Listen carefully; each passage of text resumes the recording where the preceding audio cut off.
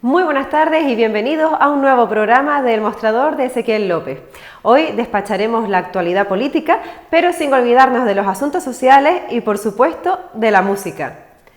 Estará con nosotros el delegado del Gobierno en Canarias, don Anselmo Pestana. También volverá a estar con nosotros la portavoz del Partido Socialista en el Parlamento de Canarias, Naira Alemán. Abrimos de nuevo la trastienda con el comunicador Ezequiel López y el activista social Gregorio Viera. Y para terminar, lo hacemos de la mano de dos jóvenes promesas de la música en Canarias, Néstor Pérez y David Díaz. Pero antes no olviden seguirnos en nuestras redes sociales. Pueden encontrarnos en Facebook e Instagram con @elmostrador de Ezequiel López y en Twitter con @elmostrador_de-él, donde podrán comentar el programa de hoy con el hashtag ELM39. Y ahora sí, con todo esto, comenzamos a despachar.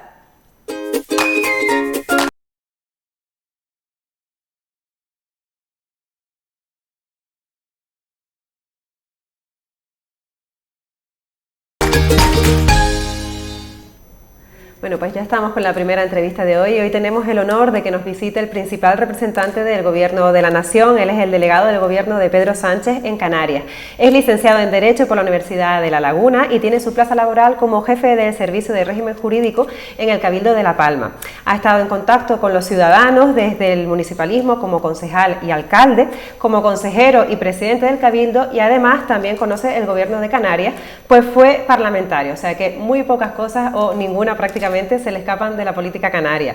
Quienes le conocen le sitúan como un hombre abierto siempre al diálogo y muy apegado siempre a los consensos. Hablamos de Anselmo Pestana Padrón, delegado del Gobierno en Canarias. Don Anselmo, muy buenas tardes, gracias por aceptar nuestra invitación. Buenas tardes, muchas gracias a ustedes. Bienvenido. Bueno, si le parece, vamos a empezar acercando la delegación del Gobierno a los ciudadanos que igual no conocen bien la institución. ¿Es usted el representante del Gobierno de la Nación en Canarias, o lo que es lo mismo, por así decirlo, es el representante del Gobierno de Pedro Sánchez aquí? ¿Es correcto? Sí, bueno, es un cargo que viene establecido en la Constitución. Saben que la Constitución del año 78 establece un Estado autonómico y faltaba en ese engranaje tener un representante del Estado, del Gobierno de España, en el territorio, que ayude. Dos funciones le encomienda la Constitución: una, coordinar la labor de la administración periférica del Estado en esa comunidad autónoma, en este caso en Canarias, y dos, coordinarse con la comunidad autónoma, con la administración de la comunidad autónoma en decisiones que son también importantes para el futuro de Canarias. Claro. También. ¿Quiénes conforman la delegación? ¿La delegación de gobierno está solo en Las Palmas de Gran Canaria o cada isla tiene su representante que depende de usted? La sede es, por estatuto de autonomía, en Las Palmas de Gran Canaria, pero hay dos subdelegaciones, una en Santa Cruz de Tenerife y otra en Las Palmas, y 5 direcciones insulares en cada una de las islas no capitalinas: Lanzarote, Fuerteventura, El Hierro, La Gomera y La Palma. Don Anselmo, ¿con qué institución o estamentos despacha usted día a día? Bueno, con el equipo de la delegación básicamente todos los días, y con mucha relación también con la comunidad autónoma, obviamente con las fuerzas y cuerpos de seguridad, tenemos contacto permanente por una de las labores principales, pero también con los equipos de gestión de la propia delegación. Tenemos temas importantes como extranjería, como las ayudas al transporte, las subvenciones al transporte de mercancías hacia la península, tanto industriales como del sector primario de Canarias, pues tienen, la delegación es quien tramita esas ayudas. O sea, estamos hablando de más de 70 millones de euros anuales que ayudan a compensar los costes de un territorio alejado cuyas empresas quieren competir en los mercados europeos. ¿Su jefe inmediato es la ministra de Política Territorial, Isabel Rodríguez García, o la presidencia del Gobierno directamente Pedro Sánchez? Bueno, a ver, el nombramiento viene de Moncloa, de la presidencia del Gobierno y del Consejo de Ministros, pero el ministerio al que estamos adscritos los delegados es al de Política Territorial, que bueno, con ese equipo nos coordinamos, tenemos de vez en cuando. Es verdad que llevamos unos años muy atípicos para lo que son las reuniones de equipo, pero bueno, ya llevamos como 3 reuniones de equipo en las que analizamos un poco, repasamos la situación de la actividad del Gobierno, de los problemas que hay, que siempre obviamente hay, y bueno, analizarlos para buscarles solución, ¿no? Y ahí lo hacemos bajo la coordinación de nuestra ministra, de su secretario de Estado y de los directores generales y secretaria general, que hace un trabajo importante también de coordinación. Don Anselmo, ¿para qué debe o debería el ciudadano utilizar la delegación del Gobierno? Bueno, pues antes lo dije, un Sí, caso muy concreto es el tema de las ayudas al transporte, sector platanero, sector tomatero, los industriales que quieren competir con producciones canarias en península, pues esos tienen habitualmente reuniones con nosotros. Temas de extranjería, también tramitamos todo lo que son los permisos de residencia, ¿no? y de trabajo. Y bueno, todo lo que tiene que ver de alguna manera con orden público también, pues estamos ahí, ¿no? Somos esa labor de coordinación también con los cuerpos y fuerzas de seguridad. Y bueno, tenemos áreas también importantes que le hemos dado un significado también mucho mayor, que es el tema de la violencia de género. Tenemos un equipo que trabaja en la delegación y en cada una de las direcciones insulares y sus delegaciones para coordinarnos con otras administraciones y ayudar a que una lacra que tiene nuestra sociedad, que es la violencia de género que padecen las mujeres, que son las víctimas principales, junto con los menores de esa violencia, y se hace un trabajo también para visualizarlo e intentar combatirlo, ¿no? Que al final es con información, con educación, con temas de atención a los centros educativos también, para que haya un cambio de mentalidad que se tiene que producir en las nuevas generaciones. También llevamos en la delegación la tramitación de las homologaciones de títulos que obtenidos en el extranjero, bien porque la persona es extranjera o bien porque españoles o canarios que van fuera a estudiar y que se forman en otras universidades, pues esa homologación se tramita a través de la delegación. Y bueno, pues diferentes asuntos que son importantes también en la vida cotidiana, ¿no? Bueno, antes de entrar en las últimas noticias, queríamos conocer... Bueno, los puntos de inspección fronteriza, el tema de la importación de productos de terceros países, agrícolas fundamentalmente. Saben que en Canarias han entrado muchas plagas, pues hay un control que se intenta hacer, tanto de la parte de vegetales como también la parte de animal, para intentar que, bueno, pues primero que estemos cubiertos desde el punto de vista sanitario, por así decirlo, con esas importaciones, y segundo, para intentar evitar la entrada de plagas en nuestro territorio. Bien, queda anotado. Le decía que antes de entrar en las últimas noticias, queríamos conocer, por boca suya, cómo vivió aquella avalancha de migrantes que llenó el muelle de Arguineguín. ¿Cree que se podrá vivir otra situación como aquella? Bueno, en ese momento la delegación del Gobierno en Canarias y el Gobierno de España en general, porque hubo otro gobierno que había desmantelado los centros que teníamos en Canarias, que habían servido para atender una crisis que ya se había producido en el año 2006-2008. Y claro, cuando yo llego a la delegación, y mis anteriores responsables también de mi partido, que tuvieron un poquito tiempo, pues se encontraron con una delegación que no tenía recursos para atender una nueva crisis migratoria, porque se habían desmantelado los anteriores y eso lo había hecho otro gobierno anterior, ¿no? Ahora ha costado hacerlo, pero ahora tenemos una red de centros cada vez mejor, cada vez con mejores profesionales y con mejores instalaciones, ¿no? Con una red estable, que significa que tenemos capacidades para atender ese reto. Yo espero que las relaciones con Marruecos hagan también que bajen la incidencia de la migración irregular a Canarias. Lo estamos viendo ya este año. Empezamos el año con unas cifras que más que duplicaban, casi un 140% de incremento con respecto a las del año anterior, y ya estamos ya con un incremento que no llega al 30%, es decir, que en los últimos meses ha reducido y ha sido inferior, bastante inferior a lo de los meses equivalentes del año pasado, ¿no? Entonces, bueno, en cualquier caso, el drama de la migración es un drama humano. La humanidad se ha conformado con fuertes procesos migratorios. Canarias no está ausente en su historia de la migración, primero porque somos hijos de la migración y segundo porque también hemos emigrado cuando las circunstancias económicas o políticas o la falta de esperanza simplemente nos ha hecho ir a otros territorios, especialmente a nuestra querida América, Venezuela y Cuba, pero también a países europeos, a Inglaterra, Holanda, a Alemania, en fin, canarios hay prácticamente por todo el mundo, ¿no? Sí, somos un pueblo emigrante. Sí, también. Bueno, nos venimos ahora a conocer el plan de recuperación que tiene el gobierno para Canarias después de la pandemia. Por un lado, queríamos saber cómo han ido esos repartos de ayudas y por otro lado, la situación de los afectados por el volcán de La Palma, si se les atiende, cómo se comprometieron desde Madrid en las diferentes visitas ministeriales y presidenciales, esos dos ámbitos. Bueno, pues ahí el tema de la recuperación económica de la crisis del COVID. Lo primero es que nuestro presidente ha logrado una cosa insólita, que es unos fondos europeos que lideró la creación de esos fondos, y tenemos que agradecer a ese trabajo de nuestro presidente. Eso han significado unos primeros 69.000 millones de euros para nuestro país. Canarias está llegando recursos, especialmente en el ámbito del cambio climático y los procesos de eficiencia energética, y ahí han llegado 464 millones de euros que va a poner ahora el Gobierno de Canarias en marcha, más unos 160 millones también que va a invertir directamente el Gobierno de España. Bueno, eso es una parte, pero es que hay muchos más fondos que vienen para la digitalización de las administraciones, que vienen también para el sector turístico, para el sector agrario, ganadero.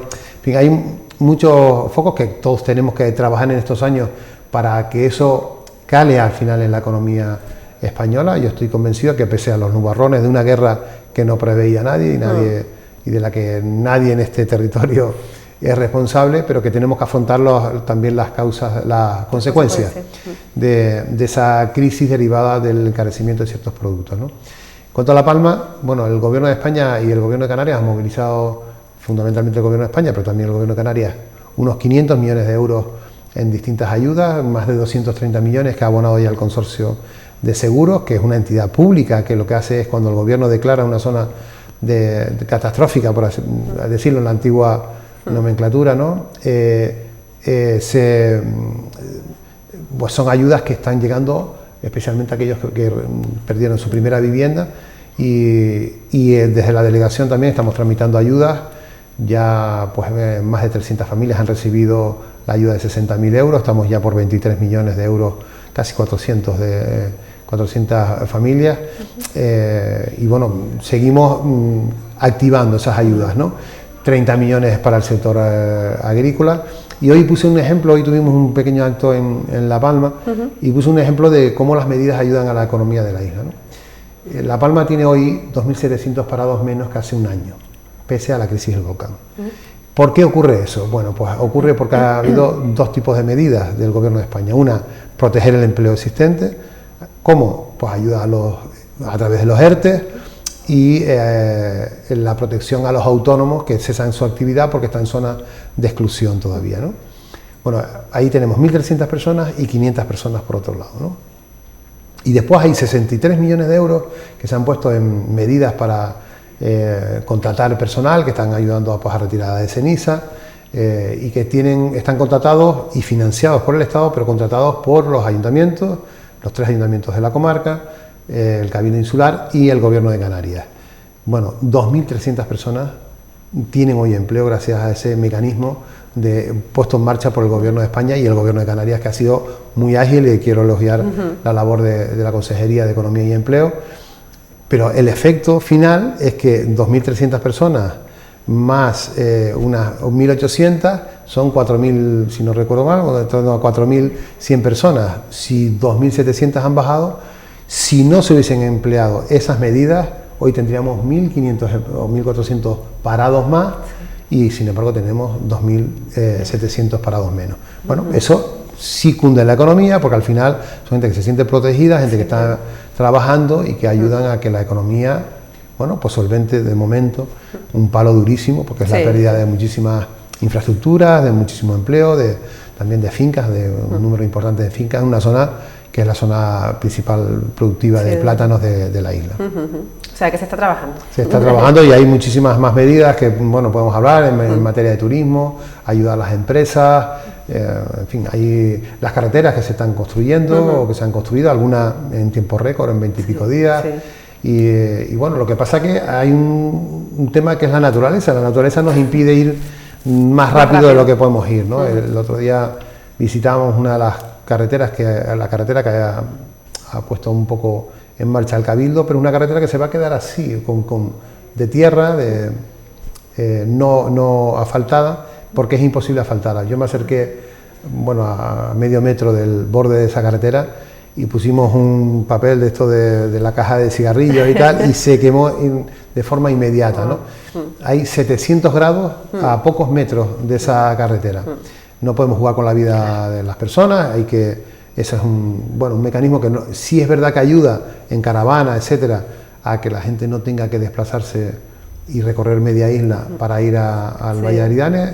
y bueno, en vez de perder 1 hora y 3/4, pues pierden 10 minutos, pero lo hacen con esas garantías de seguridad, Sí, de seguridad. en caravana, etcétera, para evitar, pero no es la carretera que queremos, la carretera que queremos, la primera que vamos a poder construir en condiciones de seguridad y de confort va a ser la de la costa, y bueno, esperemos que a final de año esté un tramo ya ejecutado y en los primeros meses del siguiente, y el otro tramo que se está negociando pues un poco con las plataformas y viendo cuál es el mejor trazado que se pueda realizar. Muy bien. Don Anselmo, vamos a pasar ahora a hablar del catálogo de las fuerzas y los cuerpos del Estado. ¿Contaremos con más efectivos cubriendo los mínimos en los lugares necesarios? Bueno, eso siempre es un debate eterno de petición de más efectivos, ¿no? Pero lo cierto es que en los últimos años, en los últimos 3 años, Canarias tiene 500 efectivos más, tanto en Guardia Civil como incluyendo Policía Nacional y Guardia Civil. Tenemos unos 7.000, creo que 7.500 personas trabajando entre ambos cuerpos, pero que hace unos años teníamos 500 menos. Y estamos, hay que reconocerlo, en uno de los mejores momentos de la actuación de los cuerpos y fuerzas de seguridad, por 2 motivos, y tengo que estar satisfecho por eso, ¿no?, del trabajo de esos profesionales. Han logrado que tengamos en los últimos 10 años el mejor dato de esclarecimiento de hechos delictivos. Eso da seguridad si los hechos delictivos se producen, pero si se esclarecen y cuanto más rápido, más seguridad va a sentir la gente, porque ven que los responsables pagan por sus crímenes con las penas que contempla nuestro Código Penal. Y también la ratio de infracciones penales por 1000 habitantes, estamos en la ratio mínima por debajo de la media nacional, y en una ratio que hace muchísimos años que no se ve, ¿no? Eso es la mejor de los últimos 10 años también. Bueno, pues eso significa que tenemos una tierra segura, que tenemos efectivos, que deberíamos tener más, sin duda. También las policías locales, que bueno, que con la crisis económica le pasó a la Guardia Civil y le pasó a la Policía Nacional, pues se desmantelaron. El hecho de que una de las medidas fuera no tener empleo público significó que según se jubilaban iban desapareciendo esos puestos de trabajo. En Canarias ya les digo que estamos a punto de llegar a superar de nuevo lo previo, al 2011, ¿no? En las policías locales ha pasado eso también, ¿no? La dificultad ahora de poner cuanto antes la dotación suficiente para que tengamos policías locales también mejor preparadas, porque van a tener más efectivos, y más efectivos también es que no haya tanta presión sobre los agentes, sino que haya un mejor trabajo de cada uno de ellos. Mejor calidad del trabajo. Bueno, vamos a cambiar ahora un poquito de tema. Hablábamos antes de la violencia de género. ¿Qué es el sistema Biogen? ¿Estamos ya con el protocolo pertinente? Háblenos un poquito de esto. Bueno, el Biogen lo que significa es que, bueno, primero que estamos en una política que el Estado ha puesto sobre la mesa. En muchos otros estados, por lo que sea, se esconden los datos de violencia de género. En España no, ha sido el país europeo que ha puesto sobre la mesa como una necesidad de cambio de mentalidad de la sociedad española, especialmente de los hombres, obviamente, que son los agentes activos en cuanto a esa violencia de género, y por eso se han formado equipos en las distintas delegaciones y se hace un trabajo con ayuntamientos y cabildos insulares y Gobierno de Canarias para luchar contra la violencia de género. Bueno, pues ahí hay esos equipos que lo que hacen también es los cuerpos y fuerzas de seguridad hacen un trabajo de seguimiento de las víctimas de violencia de género, de las personas que están, dependiendo del grado de peligrosidad, que eso hay un programa que mide un poco por los datos que se tienen de la unidad familiar, de los antecedentes, etcétera, pues se da un perfil y un nivel de riesgo, ¿no? Bueno, pues hay ayuntamientos que colaboran, que han firmado ese convenio de Biogen, aquellos que son prácticamente de riesgo mínimo, ¿no? Y bueno, pero colaboran en un seguimiento de esa gente para que esas víctimas también se sientan protegidas. Ahí hay una colaboración, y ya después, según pues el nivel de los agentes, hay el nivel de las policías locales. Las grandes policías tienen más capacidad y ayudan un poco más que ese riesgo tan mínimo, ¿no? Pero ayudan porque están cerca de las víctimas. Son cuerpos policiales también que pueden actuar y pueden ayudar, y la idea es implicarlos también, claro, en una lucha que es de todo el Estado. No es solo de los cuerpos y fuerzas de seguridad del Estado, sino también de las policías locales y de toda la sociedad, que al final hoy, bueno, hemos visto que la sociedad se va concienciando y ya un vecino no es un agente pasivo que, bueno, que pasa de lo que está ocurriendo, sino que ya denuncia, ya llama, pone en advertencia a los agentes, y eso es bueno porque es una sociedad que protege a las víctimas y ayuda a que avancemos en erradicarlo, ¿no? De lo que desearíamos todos, que no hubiera ese tipo de violencia. Totalmente. Otro tema que preocupa mucho también a la población es las drogas en los barrios, en los parques. Parece que nadie le pone fin, que lo llaman menudeo porque no es de gran cantidad, pero es ahí donde empieza a minar a nuestros niños en sus adolescencias. ¿Por qué no se castiga más y qué puede hacer un ciudadano para colaborar en la desaparición de esta lacra, por así decirlo? Bueno, nosotros sancionamos muchísimo el tema de drogas, ¿no? También en la vía administrativa, que también son bastante dolorosas para cierta gente, ¿no? Ya cuando hay un tráfico de drogas, aunque sea de menudeo, pues ya ahí empiezan a haber delitos y bueno, hay unos jueces que las penas son importantes en nuestro país, en cuanto al tráfico de drogas. Yo no creo que sea tanto un tema de eso, sino como de control, y yo creo que en los últimos años hemos dado unos palos muy importantes a la entrada de drogas en Canarias y en España. Esta delegación ha sido testigo de la llegada de embarcaciones al puerto de Las Palmas fundamentalmente, y ha habido un trabajo de la agencia tributaria con la Armada, con Guardia Civil o con Policía Nacional, dependiendo de quién llevara la investigación, y se han dado golpes muy importantes, las mayores requisas prácticamente de la historia. Yo estuve en una que eran más de 20 toneladas de cocaína. Bueno, son datos muy importantes de control, de que se está actuando duramente contra las mafias, y ahí es donde tenemos que hacerlo, ¿no? Lo demás, pues lo que hay que hacer es colaborar con los agentes de autoridad, dar esa información. No podemos llegar a todos lados, pero si nos van nutriendo de información, ese también menudeo también va acabándose, porque intenta llegar a los más jóvenes, a los más, más vulnerables de alguna manera, menos preparados para eso. Y bueno, buena parte de las drogas también está detrás de las grandes enfermedades mentales que tenemos en nuestro país, y bueno, ahí hay que hacer un trabajo, porque el mejor mundo es un mundo obviamente sin drogas, ¿no? Bueno, para terminar, entramos ya en la recta final. Hablábamos antes de los acuerdos con Marruecos, que ha disminuido la llegada de pateras. España mantiene acuerdos con el Sáhara, el Frente Polisario, hace décadas, donde por estas fechas estivales nos traemos a los niños y niñas saharauis de vacaciones. ¿Esto seguirá ocurriendo? Nada tiene que ver una cosa con la otra.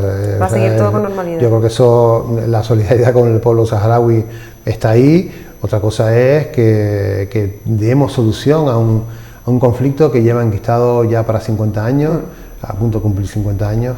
No podemos condenar a un pueblo al exilio permanente, y eso es lo que ha hecho mover al gobierno de España, ¿no? En un momento además que Alemania se ha posicionado también en ese sentido, que históricamente lo ha hecho Estados Unidos y Francia, y nosotros lo que desearíamos es que hubiera pues, un mundo un poquito mejor también ahí, que hubiera progreso, y que ese pueblo pues, se integre y pueda prosperar, ¿no? En cualquier caso, la postura del Gobierno de España, como saben, no se ha salido del relato de las Naciones Unidas, es decir, tiene que ser un acuerdo que esté amparado por Naciones Unidas, por sus principios, y que tiene que haber acuerdo entre las dos partes, que es también el criterio que Naciones Unidas ha impuesto para llegar a un acuerdo con respecto al Sáhara y a su futuro, y al futuro de la gente que vive allí o que vivía allí, y que es el pueblo saharaui. Muy bien, pues don Anselmo, se nos ha acabado el tiempo. Creo que hemos aclarado algunos de los puntos más importantes que queríamos aclarar. Agradecemos que haya aceptado nuestra invitación y que haya venido hasta aquí, hasta un medio local, para ponernos un poquito al día de todo el trabajo que está realizando. Muchas gracias por venir. Encantado y muy agradecido también por la invitación, y esperamos vernos de nuevo. Muchas gracias. Bueno, y ustedes no se vayan, que enseguida seguimos en directo en El Mostrador.